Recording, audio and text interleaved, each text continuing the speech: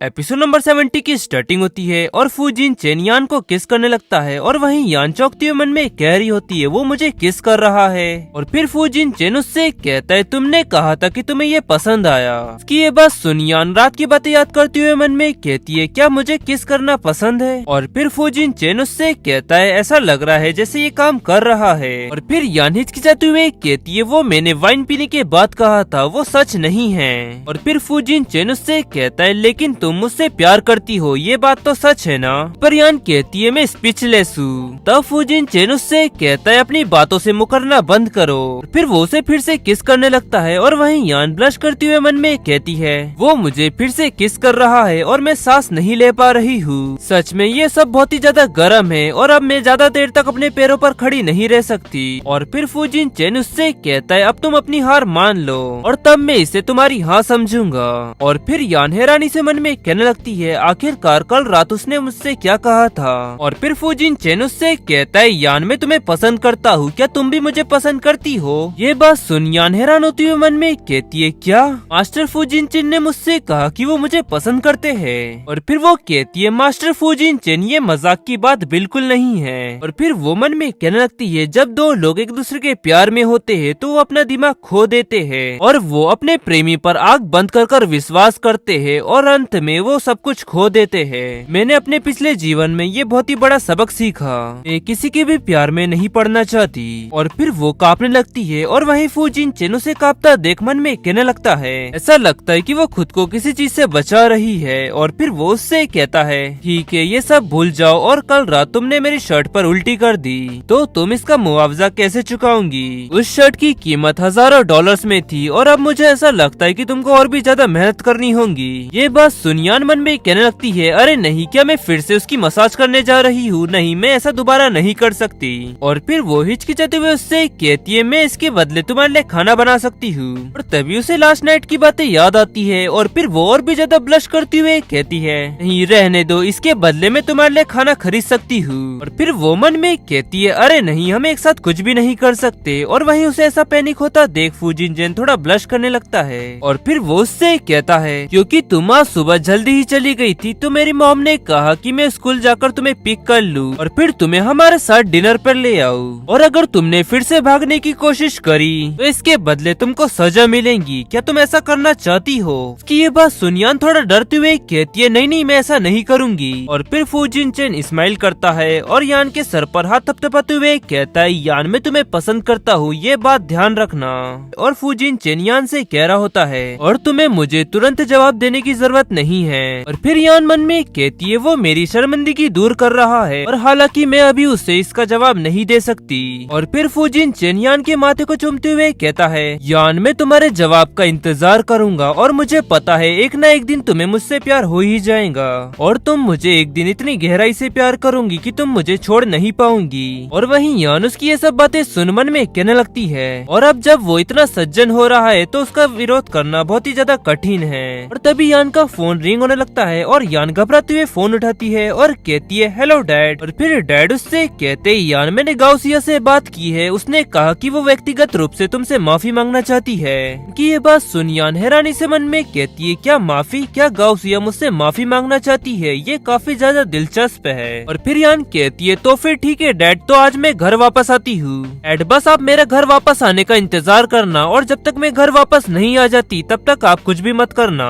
तब डैड उससे कहते ठीक है। और फिर फोन कट हो जाता है और यान मन में कहने लगती है ऐसा लगता है कि डैड को कुछ मिला है और जब तक डैड मेरे साथ है तो इस प्रॉब्लम का सॉल्व करना बहुत ही आसान हो जाएगा। और फिर फूजिन चेन हैरानी से उससे कहता है क्या तुम घर वापस जा रही हो। तब यान कहती है हाँ। और फिर फूजिन चेन यान के चेहरे को छूते हुए कहता है क्या तुम्हारा वहाँ अकेला जाना ठीक रहेगा मैं भी तुम्हारे साथ चलता हूँ। फिर यान मन में कहने लगती है सच में उसे मेरी बहुत ही ज्यादा चिंता है। और फिर वो हिचकिचाते हुए कहती है नहीं ठीक है मैं अकेली जा सकती हूँ और लगभग अब रात का समय हो चुका है तो आंटी फू तुम्हारा घर पर इंतजार कर रही होंगी। तभी फूजिन चेन यान को अपनी गोद में उठा लेता है और आगे बढ़ते हुए कहता है मैं तुम्हारे साथ चलूंगा हम मेरी मॉम के साथ किसी और दिन डिनर पर जा सकते हैं। फिर यान कहती है लेकिन मेरे परिवार के मामले बहुत ही ज्यादा उलझे हुए हैं और मैं आपके लिए कोई भी परेशानी खड़ी नहीं करना चाहती। अब फूजिन चेन उससे कहता है परेशानी नहीं मेरे लिए कोई भी चीज मुश्किल नहीं है। मैंने तुमसे पहले कहा ना कि मैं चाहता हूँ कि एक दिन तुम मुझसे प्यार करो, तो क्या तुम्हारी प्रॉब्लम मेरी प्रॉब्लम नहीं है। ऐसा कहता देख यान बहुत ही ज्यादा ब्लश करती हुए मन में कहती है वो ये सब इतने स्पष्ट रूप से कैसे कह सकता है। और फिर सीन सिर्फ उत्तर में यान के डैड का घर दिखाया जाता है, जहाँ सभी लोग डिनर टेबल पर होते हैं और वहीं जियांग याओ गुस्से से कह रहा होता है आखिरकार यान कब आएंगी, स्कूल तो कब का छूट गया। ये बात सुन डैड चिल्लाते हुए उससे कहते हैं आखिरकार तुम इस तरह अपनी बड़ी बहन के बारे में कैसे कह सकते हो, इसके बजाय तुमको तो उसके साथ अच्छा बर्ताव करना चाहिए। वहीं गाओ सिया उसे देख मन में कहने लगती है आखिरकार हेलेन को हुआ क्या है, वो आजकल हमारे साथ इस तरह बर्ताव क्यों कर रहा है।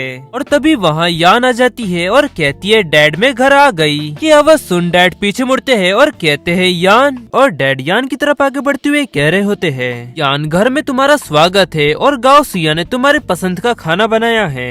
ये सुन यान हैरानी से मन में कहती है क्या मेरे पसंद का खाना, शायद उसने खाने में जरूर कुछ न कुछ मिलाया होगा। और फिर वो कहती है डैड आपने तो कहा था कि गाओ सिया मुझसे माफी मांगेगी, लेकिन उसने अभी तक मुझसे कुछ नहीं कहा। ये सुन गाओ सिया थोड़ी चौंकती है और यान की तरफ गुस्से से देखते हुए मन में कहती है ये शापित लड़की वो बस मुझे असफल होते हुए देखना चाहती है। उसने आते ही इस बात को छेड़ा। खैर लेकिन अब मुझे माफी मांगनी ही होगी, नहीं तो मेरी प्लानिंग बर्बाद हो जाएगी। और फिर वो कहती है यान पिछली बार मेरी ही गलती थी और मुझे माफ करना जो मैंने तुमको गलत समझा, लेकिन बस मुझे तो तुम्हारी चिंता थी और किसी लड़की के लिए पूरी रात भर बाहर रहना ठीक नहीं है। और तभी फूजिन चेन वहाँ आते हुए कहता है मिस्टर हेलेन आप कैसे है। उसकी आवाज सुन वो दोनों उस साइड देखने लगते हैं और वहीं फूजिन चेन कह रहा होता है मैंने सुना है कि आपको चाय पीना पसंद है, तो मैंने आपके लिए बहुत ही बढ़िया वाली चाय पत्ती लाई है और मुझे उम्मीद है कि आपको ये पसंद आएंगी। और वहीं फूजिन चेन को देख गाओ सिया मन में कहने लगती है आखिरकार फूजिन चेन यान के साथ क्यों है। फिर डैड कहते हैं ये तो ड्रैगन पोटी है, इसे 30 साल तक रिजर्व किया जाता है, ये तो बहुत ही ज्यादा एक्सपेंसिव होंगी। तब फूजिन चेन कहता है आपकी बेटी ने फू फैमिली की बहुत ही ज्यादा मदद की है, उसकी वजह से हमारे पूर्वजों का खजाना हमें वापस मिल गया और ये तो बस उसके बदले एक छोटा सा गिफ्ट है मेरी तरफ से।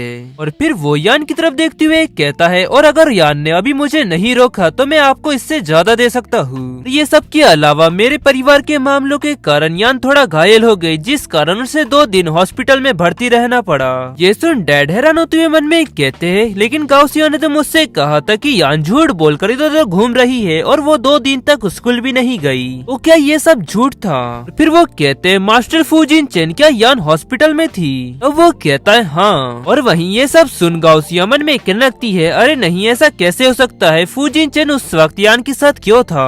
और फिर डैड पीछे मुड़ गाओ सिया को गुस्से से देखते हुए कहते हैं अच्छा ऐसी बात थी। और फिर फूजिन चेन कहता है मैंने सुना है कि यान को हाल ही में अपने परिवार में परेशानी हुई, तो मुझे इस बात की चिंता थी कहीं तुम इस बात पर उससे झगड़ा न कर लो, इसलिए मैं यहाँ पर समझाने आया हूँ। और मेरे यहाँ बिना किसी आने की सूचना दिए बिना मैं यहाँ अचानक आ गया, तो मुझे उम्मीद है कि आपको इससे कोई परेशानी नहीं हुई होगी। और फिर डैड कहते हैं आपके यहाँ आ जाने से हमें बहुत ही ज्यादा खुशी है मास्टर फूजिन चेन, और हमें उम्मीद है कि आप यहाँ अच्छा समय बिताएंगे। और मास्टर फूजिन चेन यान की हाल ही में देखभाल करने के लिए आपका शुक्रिया, और अगर उसकी वजह से आपको कोई परेशानी हुई होगी तो मैं माफी चाहता हूँ। तब फूजिन चेन कहता है नहीं मुझे कोई परेशानी नहीं हुई। और फिर वो मन में कहने लगता है काश वो मुझे और भी ज्यादा परेशान कर पाती। और यान कह रही होती है मुझे लगता है कि आंटी गाओ सिया बहुत ही ज्यादा एक्साइटेड है और वो एक ही नजर में बता सकती है कि मैं फूजिन चेन की रखेल हूँ। और लकीली मुझे ये पता है कि आपने सिर्फ ऐसा इसलिए कहा था क्योंकि आपको मेरी परवाह थी, लेकिन कोई अजनबी आपकी ये बात सुनकर उसे ऐसा लगेगा जैसे कि आप मेरी बेइज्जती कर रही हो। और वैसे भी एक लड़की की प्रतिष्ठा बहुत ही ज्यादा इम्पोर्टेंट होती है। और वहीं खड़ा फूजिन चेन ये सब बातें सुन गाओ सिया की तरफ गुस्से से देखते हुए कहता है मेरी कोई रखेल नहीं है, और अगर आपको मुझसे कोई दिक्कत है तो आप सीधे आकर मुझसे ये कह सकते हैं। ये सब सुन गाओ सिया कांपने लगती है और उसे ऐसा कांपता देख जियांग याओ कहता है मॉम। और फिर जियांग याओ गुस्से से मन में कहने लगता है उन्होंने कई बार मेरी मॉम पर आरोप लगाए हैं, लेकिन मैं किसी को भी अपनी मॉम पर अत्याचार नहीं करने दूंगा, भले ही वो फू परिवार का यंग मास्टर ही क्यों ना हो।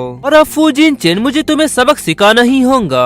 फिर वो फूजिन चेन की तरफ बॉटल फेंक चिल्लाते हुए कहता है मास्टर फूजिन चेन ये सब कहने के बाद आपको प्यास लग गई होंगी तो ये लीजिए पानी। और फिर वो मन में कहता है मेरी ताकत अधिकांश लोगों से ज्यादा है, भले ही फूजिन चेन उस बॉटल को पकड़ ले, लेकिन उसके तुरंत बाद में उसकी कुर्सी को धक्का दे दूंगा। और वहीं फूजिन चेन खड़े होते हुए उस बॉटल को पकड़ लेता है। और वहीं जियांग याओ ये सब देख चौंकते हुए मन में कहता है क्या। और वहीं फूजिन चेन यान से कहता है यान क्या तुम्हें प्यास लगी है, क्या तुम पानी पीना चाहोगी? तब यान उससे कहती है तुम्हारा शुक्रिया। और वहीं जियांग याओ ये सब देख बहुत ही ज्यादा गुस्सा हो रहा होता है और मन में कहता है वो उस बोतल को इतनी आसानी से कैसे पकड़ सकता है, वो सच में कितना घटिया इंसान है। मुझे इसकी बिल्कुल उम्मीद नहीं थी। मुझे तो लगा था कि मास्टर फू जिन चेन सिर्फ बिजनेस में ही प्रतिभाशाली है, लेकिन उनका शरीर दूसरों की तुलना में और भी ज्यादा शक्तिशाली है। और फिर सीन शिफ्ट होता में कुछ समय बाद का समय दिखाया जाता है जहाँ सभी लोगों ने डिनर कर लिया होता है और गाओ सिया यान से कह रही होती है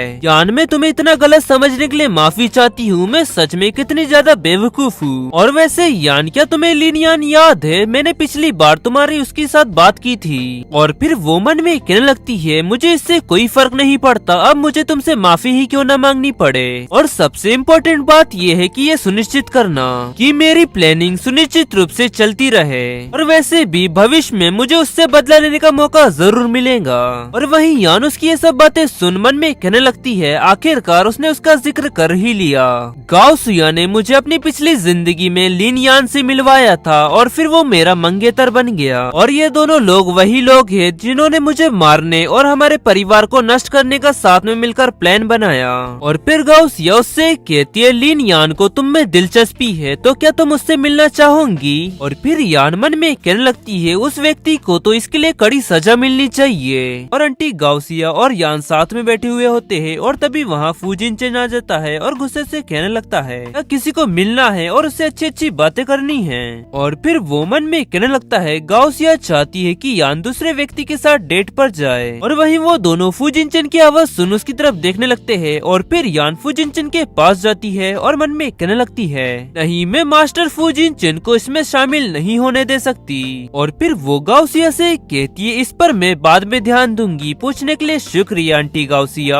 और फिर फू जिन चेन और यान वहाँ से जाने लगते हैं और वहीं गाओ सिया कह रही होती है यान जल्द से जल्द मुझे इसका जवाब देना। और फिर वो दोनों वहाँ से निकल के एक दूसरे रूम में जाते हैं जहाँ फू जिन चेन यान को चिल्लाते हुए कहता है तुम्हें क्या लगता है कि मैंने वो सब बातें नहीं सुनी? जब गाओ सिया तुम्हें दूसरे व्यक्ति के साथ डेट पर जाने को कह रही थी तुमने तुरंत उसे मना क्यों नहीं किया? तब यान कहती है मास्टर फू जिन चेन लिन यान का फैमिली बिजनेस है और इससे आपका कोई मतलब नहीं है। ये सुन फू जिन चेन हैरानी से कहता है क्या मेरा इससे कोई लेना देना नहीं है? आज ही सुबह मैंने तुमसे कहा था कि मैं तुमसे प्यार करता हूँ और क्या तुम मुझे मना कर रही हो? ये सुन यान ब्लश करते हुए कहती है मुझे माफ करिएगा, प्लीज मुझे थोड़ा और समय चाहिए और मुझे ये करना ही होगा। और मैं जानती हूँ कि लिन यान कैसा व्यक्ति है और मैं उसके साथ कभी सीरियस नहीं होंगी। और फिर फू जिन चेन कहता है लेकिन तुम उसके साथ डेट पर जाने को सहमत क्यों हुई और आखिरकार तुमने मेरे बदले उसे क्यों स्वीकार किया?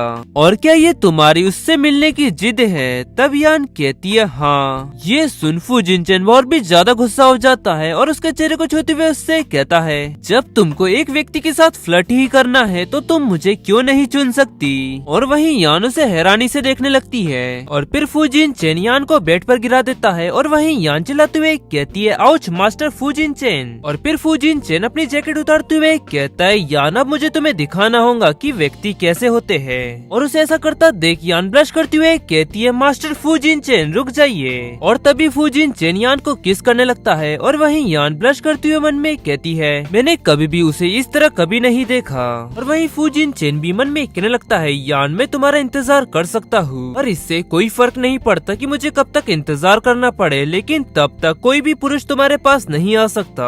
फिर वो यान की ड्रेस उतारने लगता है और वहीं यान चौंकते हुए मन में कहती है नहीं मास्टर फू जिन चेन आप ऐसा नहीं कर सकते।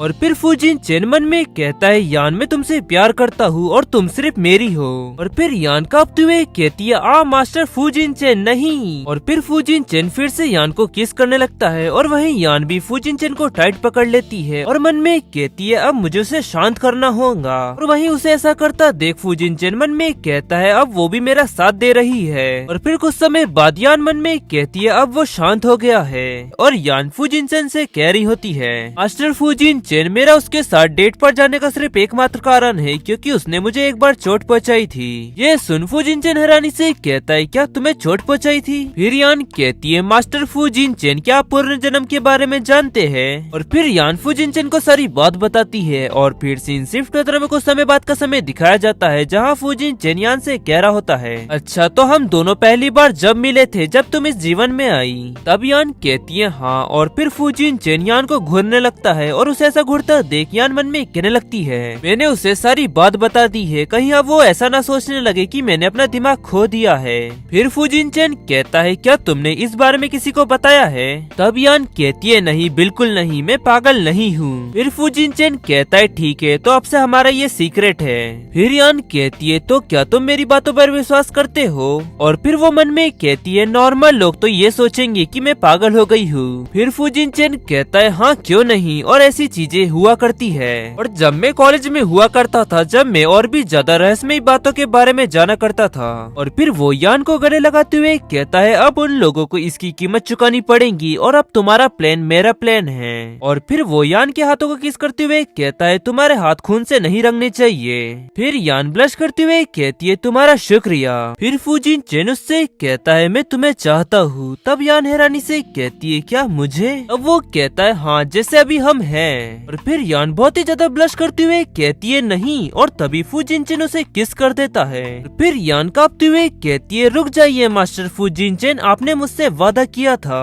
तब वो उससे कहता है मैं तुम्हारे प्यार के लिए इंतजार कर सकता हूँ, लेकिन इसके बदले तुम्हें मुझे अभी कुछ देना होगा। और वहीं यान कांपते हुए मन में कहती है नहीं रुक जाइए। फिर फूजिन चेन उसे किस करने लगता है और यान कहती है मास्टर फूजिन चेन मुझे आपसे कुछ कहना है, रुक जाइए। और तभी फूजिन चेन उसे फिर से किस करने लगता है। और फिर फूजिन चेन उससे कहता है मेरी बात सुनो, कल मैं तुम्हारे स्कूल वापस आऊंगा। उसकी बात सुन यान हैरानी से कहती है क्या तुम स्कूल वापस आओगे? क्या तुम फिर से स्कूल में एडमिशन लेना चाहते हो? ये सुन फूजिन चेन गुस्से से कहता है नए सेमेस्टर शुरू होने वाला है तो मुझे इसकी तैयारी करनी होगी। ये सबसे पहले कम से कम तुम्हें मुझे अपने प्यार का इकरार तो करना ही होगा, या फिर मैं तुम्हें अपना बना लूं। फिर यान कहती है खैर मैं वापस नहीं आऊंगी, क्या ये ठीक है? और मुझे कुछ डॉक्यूमेंट लेने हैं। और फिर फूजिन चेन खुश होते हुए कहता है कोई बात नहीं, कल मैं तुम्हें स्कूल ले जाऊंगा। और वहीं यान मन में कहने लगती है ओ गॉड, वो मेरे सामने ये सब कबूल करने के बाद वो मेरा और भी ज्यादा बॉस बन गया है। और फिर सीन शिफ्ट होता में रात का समय दिखाया जाता है, जहाँ यान डॉर्मेट्री में एंटर होते हुए कहती है आखिरकार मैं अपने छात्रावास में वापस आ गई और मुझे मास्टर फूजिन चेन की बहुत ही ज्यादा जरूरत है। और यान रूम में एंटर हो रही होती है, तभी जियाओ जियाओ उसके पास आती है और उसे गले लगाते हुए कहती है यान तुम वापस आ गई। फिर यान उससे कहती है जियाओ जियाओ तुम कैसी हो? अब जियाओ जियाओ कहती है मेरे डैड को फिर से हॉस्पिटल में एडमिट किया गया है और अब मैं उनसे मिलने जा रही हूँ और मुझे आने में देर हो जाएंगी, तो तुम प्लीज गेट खुला छोड़ देना। और उसकी ये सब बातें सुन यान मन में कहने लगती है मैंने सुना था कि मेरे पिछले जीवन में जियाओ जियाओ के परिवार के साथ कुछ हुआ था, जिस कारण जियाओ जियाओ को स्कूल भी छोड़ना पड़ा। लेकिन तब गाउसिया मुझ पर कड़ी नजर रख रही थी, इसलिए मैं उस समय उसकी मदद नहीं कर पाई। लेकिन इस बार मैं यूं ही खड़ी नहीं रह सकती। और फिर यान उससे कहती है जियाओ जियाओ मैं भी तुम्हारे साथ चलती हूँ और मैं कुछ काम में आ सकती हूँ तुम्हारे। और फिर जियाओ जियाओ यान के गाल खींचते हुए कहती है ठीक है, और ये सुनिश्चित कर लेने के बाद कि मेरे मॉम डैड ठीक है, उसके बाद मैं तुमको एक चाय की ट्रीट दूंगी। और वहीं उसे ऐसा करता देख यान मन में कहने लगती है आखिरकार हर कोई मेरे गाल खींचना और मेरे सिर पर हाथ घुमाना क्यों पसंद करता है। और फिर सीन शिफ्ट होता और वो लोग हॉस्पिटल पहुंच जाते हैं, जहाँ जियाओ जियाओ अपने डैड से कह रही होती है डैड क्या हुआ, क्या आपको दोबारा दौरा पड़ा और मॉम कहाँ है? और वहीं एक लेडी चिल्लाती हुई कहती है क्या तुम ये देख नहीं पा रहे हो, मेरे हस्बैंड धीरे धीरे मर रहे हैं और अब तुम क्या चाहते हो? और उस लेडी की आवाज सुन जियाओ जियाओ उसकी तरफ देखते हुए कहती है मॉम। और फिर जियाओ जियाओ अपनी मॉम के पास जाती है और उस व्यक्ति से चिल्लाते हुए कहती है अंकल आप यहाँ पर क्या कर रहे हैं? और जब से आपने मेरे डैड को डू फैमिली से बाहर निकाला है और अब हमारा कोई रिश्ता नहीं है। फिर वो व्यक्ति कहता है मेरी मॉम बीमार है और वो तुम्हारे पिता को घर ले आई और उनका पालन पोषण किया, लेकिन तुम्हारा पिता इतना दुष्ट कैसे हो सकता है कि वो उसकी मेडिकल फीस का भुगतान भी नहीं कर सकता। अब बस तुम मुझको $2 लाख दे दो और अब हम तुमको दोबारा कभी परेशान नहीं करेंगे। उसकी ये बात सुन जियाओ जियाओ गुस्से से चिल्लाते हुए उससे कहती है बकवास करना बंद करो, हमने ग्रैंडमा की मेडिकल फीस भरने के लिए अपना सारा पैसा दे दिया है और अब मेरे डैड तो डॉक्टर को दिखाने में भी असमर्थ है। अंकल आप तो ग्रैंडमा को एक पैसा भी नहीं देते और हमने जो उनको दिया था वो आपने वो पैसे को दबा लिया, आप सच में बहुत ही ज्यादा लालची है। और वहीं पीछे खड़ी यान जियाओ जियाओ की बातें सुन मन में कहने लगती है मुझे इसकी बिल्कुल भी उम्मीद नहीं थी कि जियाओ जियाओ के रिश्तेदार इतने घिनौने हैं, ये तो बिल्कुल गाउसिया जैसे ही दुष्ट है और काश मैं उन लोगों को एक मुक्का मार पाती। लेकिन जियाओ जियाओ ने अभी तक कुछ भी नहीं किया है और अगर मैंने अभी जाकर उनको मुक्का मारा तो इससे जियाओ जियाओ के लिए मुसीबत खड़ी हो सकती है। तो अब मुझको कोई ना कोई रास्ता ढूंढना होगा जिससे वो लोग भड़क जाए और सामने से फाइट शुरू करे। और जियाओ जियाओ का अंकल यान को देख उसके पास आता है और उससे कहता है, अरे तुम कितनी ज्यादा सुंदर हो और क्या तुम जियाओ जियाओ की क्लासमेट हो और तुम्हारी स्किन कितनी ज्यादा सॉफ्ट है और तुम कितनी ज्यादा हॉट लग रही हो। और उन्हें ये सब कहता देख जियाओ जियाओ चिल्लाते हुए कहती है, तुम बहुत ज्यादा बोल रहे हो और अपनी बकवास करना बंद करो। और वहीं यान मन में कहती है, तुमको सबक सिखाने का कारण देने के लिए तुम्हारा शुक्रिया। और फिर यान कहती है, मैं जानती हूँ कि मैं बहुत ही अच्छी दिखती हूँ और अगर तुम मुझसे विनती करो तो मैं शायद तुम्हें खुद को छूने का मौका दे सकती हूँ। फिर वो व्यक्ति कहता है, ओ जियाओ जियाओ तुम्हारी क्लासमेट सच में बहुत ही खुले विचारों वाली है। फिर यान कहती है, ओ तुम्हारी लार टपक रही है। वो व्यक्ति अपना मुंह पोंछते हुए कहता है, ओ क्या सच में? और वहीं पीछे खड़े कुछ उसके व्यक्ति हंसने लगते हैं। और फिर यान उससे कहती है, तुम जैसे एक बदसूरत व्यक्ति मुझ जैसी सुंदर लड़की के साथ फ्लर्ट करने की उम्मीद कर रहा है और इसमें कोई शक नहीं कि तुम जरूर मुंह की खाओगे।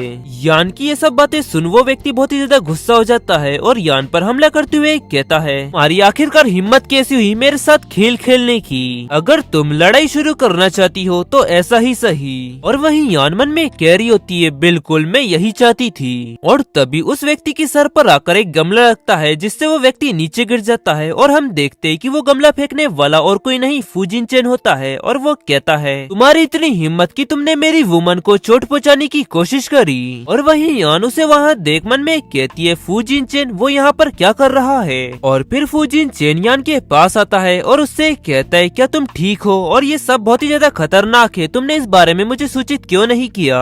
अब यान कहती है, मैं ये सब खुद संभाल सकती हूँ। फूजिन चेन कहता है, हाँ पर। और तभी वो व्यक्ति उठने लगता है और उसे उठता देख फूजिन चेन गुस्से से कहता है, आखिरकार तुम करना क्या चाहते थे? और वहीं वो व्यक्ति उसे ऐसा देख कांपने लगता है। और फिर वो मन में कहने लगता है, ये व्यक्ति बिल्कुल भी कमजोर नहीं है, उसने लगभग मेरी गर्दन तोड़ ही दी है। और फिर वो घबराते हुए पीछे हटता है और अपने व्यक्तियों की तरफ इशारा करते हुए कहता है, इसमें मेरी कोई भी गलती नहीं है, ये सब का कारण वो लोग हैं। और तभी वहाँ डॉक्टर सुना जाते हैं और कहते हैं, मास्टर फूजिन चेन आप यहाँ पर? फिर दूसरा डॉक्टर कहता है, गार्ड्स आकर इन व्यक्तियों को पकड़ लो और मैं अभी तुरंत पुलिस को बुलाता हूँ। और फिर फूजिन चेन यान से कहता है, यान ये सब तुम मुझ पर छोड़ दो और तुम सबसे पहले मेरे साथ वापस चलो। और वहीं जियाओ जियाओ और यान ये सब देख हक्के बक्के रह जाते हैं। और फिर यान उससे कहती है, हाँ ठीक है। और फिर वो मन में कहने लगती है, मास्टर फूजिन चेन के आते ही सारी प्रॉब्लम सॉल्व हो गई।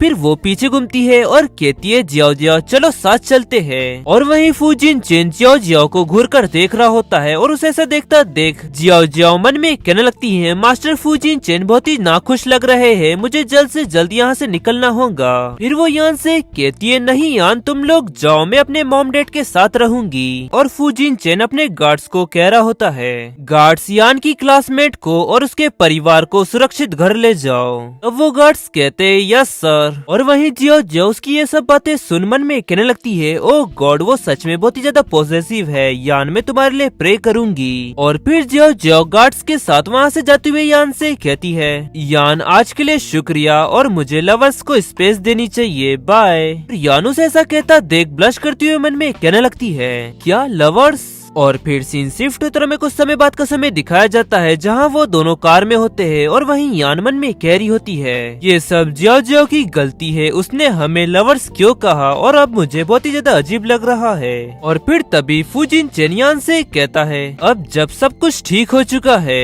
तो क्या तुम मेरे साथ अपनी मदर इन लॉ से मिलने चल सकती हो? फिर यान कहती है, क्या अभी तो बहुत ज्यादा देर हो चुकी है, इससे मिसेस फू को बहुत ही ज्यादा परेशानी हो सकती है। फिर फूजिन चेन कहता है, नहीं अभी इतनी भी ज्यादा देर नहीं हुई है, वो हमारा इंतजार कर रही होंगी और वैसे उनका आज बर्थडे है तो उन्होंने घर पर बहुत ही बड़ी दावत तैयार करवाई होंगी। ये सुन यान चौंकते हुए कहती है, क्या तुमने ये बात मुझे पहले क्यों नहीं बताई और मैंने अभी तक उनके लिए कोई गिफ्ट भी नहीं लिया।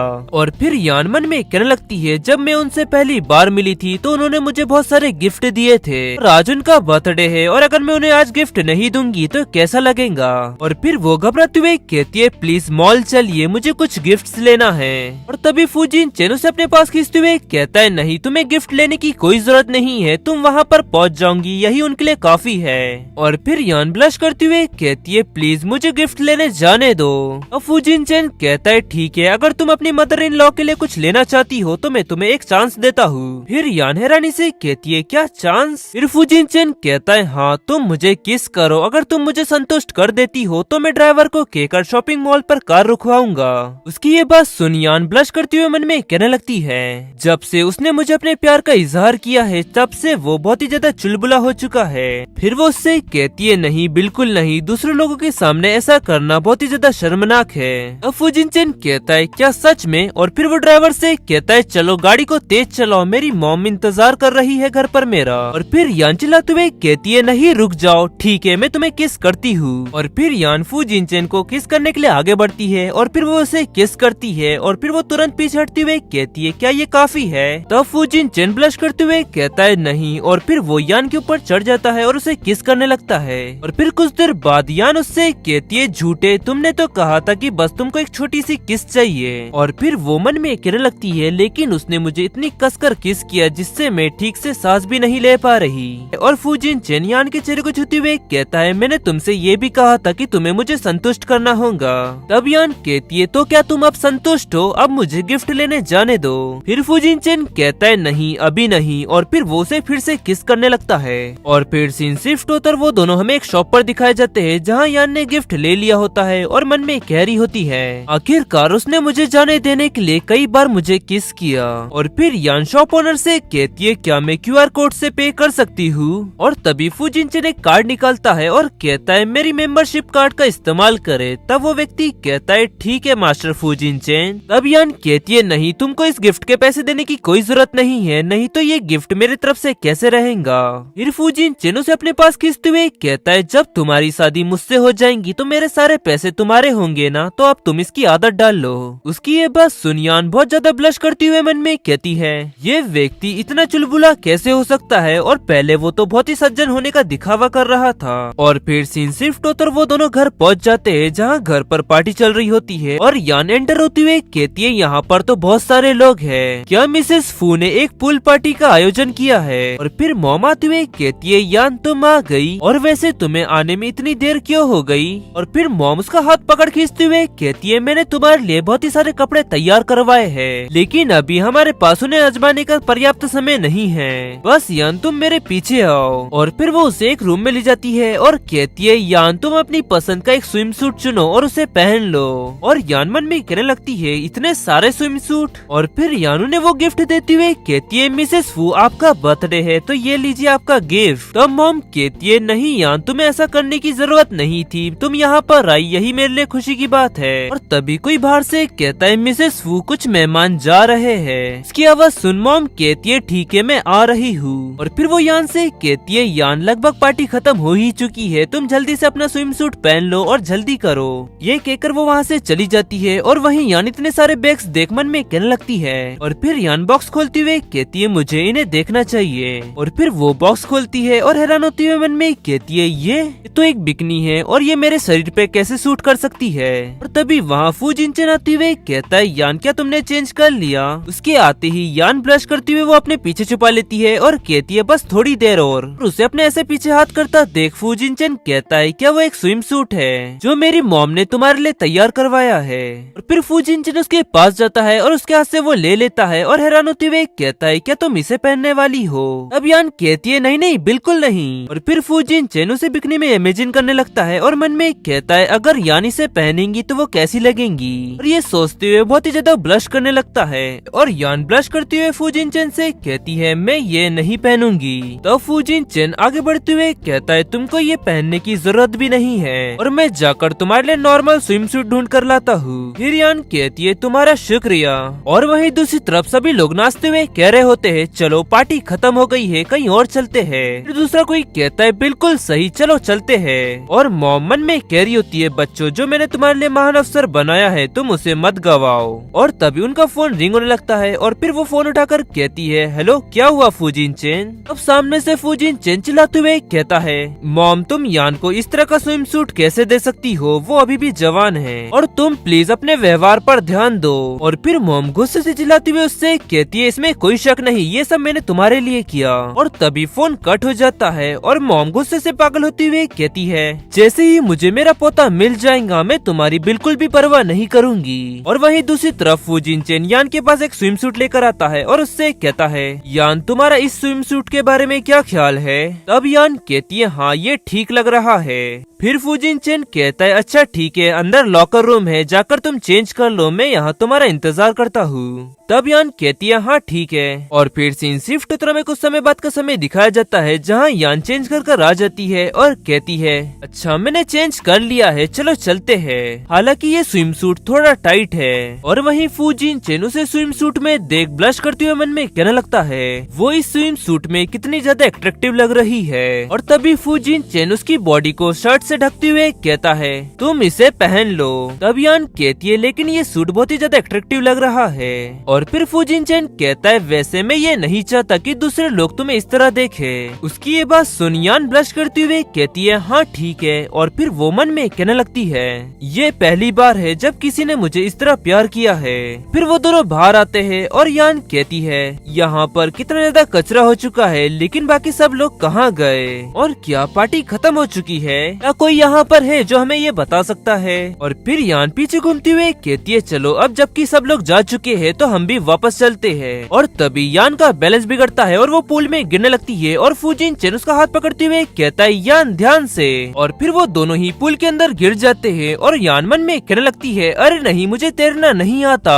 और वहीं फूजिन चेन मन में कहता है यान शांत हो जाओ और इस तरह पानी में मुंह खोलना तुम्हारे लिए डेंजरस हो सकता है। और फिर फूजिन चेन यान को ऑक्सीजन ट्रांसफर करने लगता है और वहीं यान मन में कहने लगती है उसके लिप्स बहुत ही ज्यादा गर्म है और वो मुझे ऑक्सीजन ट्रांसफर कर रहा है। और फिर वो दोनों ही पानी के बाहर आ जाते हैं और यान मन में कहती है मैं अभी अभी मौत के बहुत ही ज्यादा करीब थी। और गाइस इसी के साथ एपिसोड नंबर 80 यहाँ एंड होता है। पसंद आया तो लाइक एंड सब्सक्राइब जरूर करें। मिलते हैं आपको जल्दी नेक्स्ट एपिसोड में।